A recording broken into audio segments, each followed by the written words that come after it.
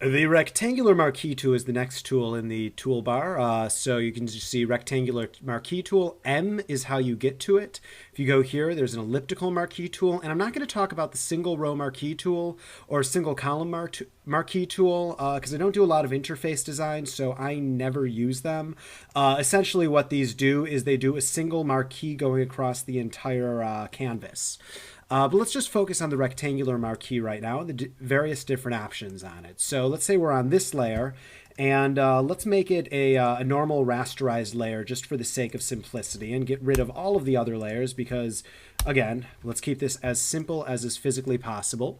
And if we go here, if we just press M to get to the rectangular marquee tool, it creates an active region in the shape of a square. So you can use the move tool to drag this around wherever you want. I'm going to undo that with Control Z. Or, I mean, you could do things like invert the colors.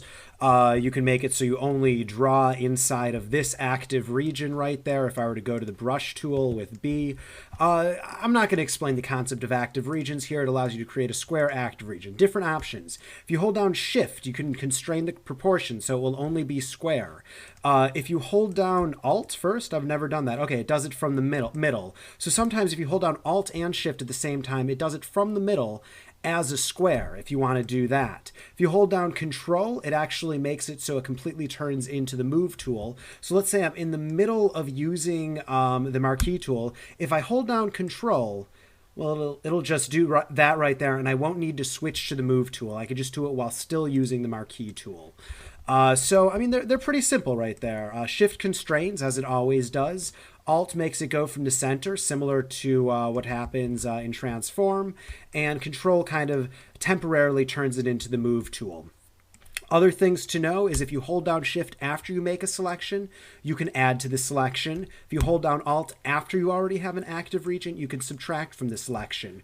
And actually, if you hold down Alt and Shift at the same time, you can create a selection of the section that overlaps. So notice how there's an X there. It's just the section that overlaps right here. So I don't use that all that often.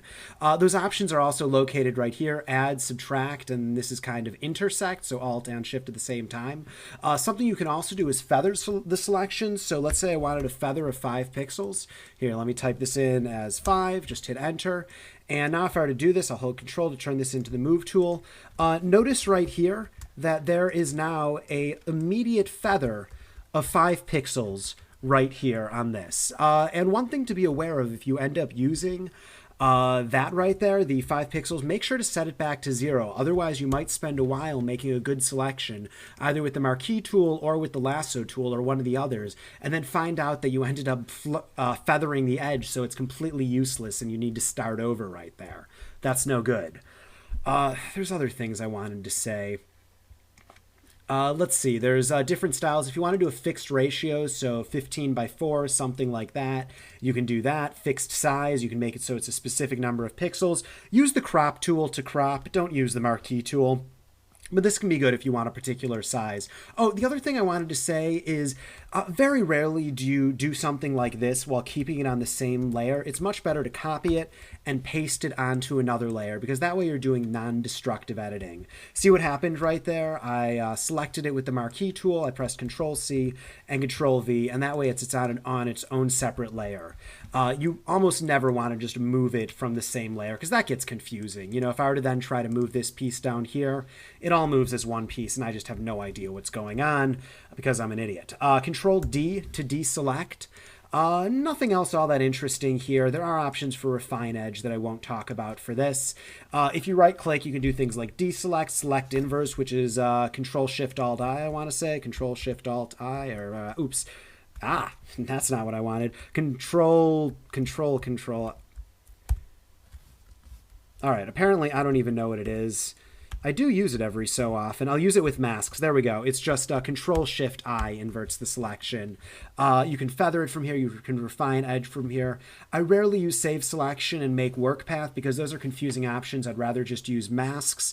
Layer via copy. I never use these because just using Control-C and Control-V is so much easier. These are all options that are just, here's another way to do something, but not as good of a way to do something. Free transform, I'll just hit Control-T, transform selection. I will use this, and this allows me to to just transform the selection. Now it's in the selection, but just the selection, enter to commit it. And then I never use fill or stroke. And then 3D extrusion, these are just weirdo options right here, because fill, you know, you can just hit, either the gradient tool or just Alt-Delete. Any of that. The big thing that I'll use the marquee tool for is creating a square and say hitting Alt-Delete to fill that square with something when it's on a new layer. Control-D to deselect, Control-T to transform, and then I can make this square whatever I want, possibly go to the Move tool, hit just 5 to make it 50% opacity. All sorts of things that you can do with this, but in a nutshell, that's what you can do with the Marquee tool. Elliptical Marquee works the same way. Shift constrains the proportions. Alt makes it go from the center, doing it at the same time. Makes it go from the center and constrain proportions. Shift afterwards to add. Alt afterwards to subtract. Alt and Shift at the same time to get a little bit of an intersect right here. If you want an amazing tutorial of someone who creates illustrations purely with this tool, almost entirely, Bob Saki, I believe that's how you spell his name, Bobsaake. Let me actually just verify that right there. Great game if you ever get a chance to play it. Bob Saki. Oh, there we go. Bob Stocky, Staake. Just do he has an amazing rundown of using the Marquee tool to create illustrations. All right, so that's the Marquee tool. For the full 4-hour Photoshop crash course, click on the link below. And to get more of the tools, just click on this link inside of the video itself. Thanks for joining me.